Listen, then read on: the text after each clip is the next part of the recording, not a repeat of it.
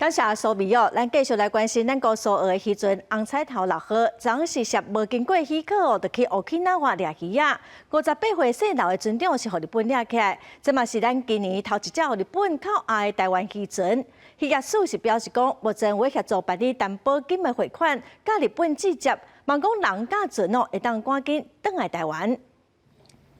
日本水产厅渔业处地本部20公布，伫咧乌吉那华乌纳国岛近海查到一台无经过许可执行渔业活动的台湾苏籍渔船红彩头6号，当场掠到58岁姓刘的船长甲5位船员，并且扣船。将在今年第一代和日本方面扣下的台湾渔船，也是日本今年第一遍针对外国渔船执法。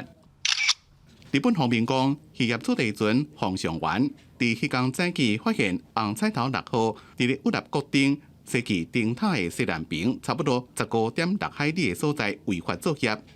因为这个所在是日本专属经济水域，所以对这台船进行后续的调查甲处理。但是虽然船籍港是苏澳，不过姓刘的船长是混人人，并无及时通报事件，所以苏澳渔会并无到三港协调处理。他们的家属跟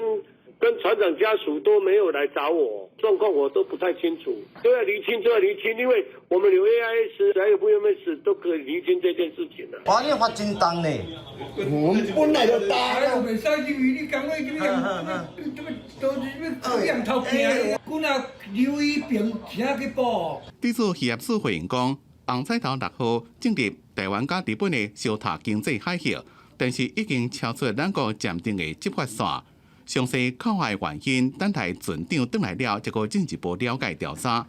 因若目前正伫咧协助这台船办理担保金300万05,000日元汇款的代志，并且继续甲日本方面交涉，赶紧协助放人放船。公司新闻采访报道。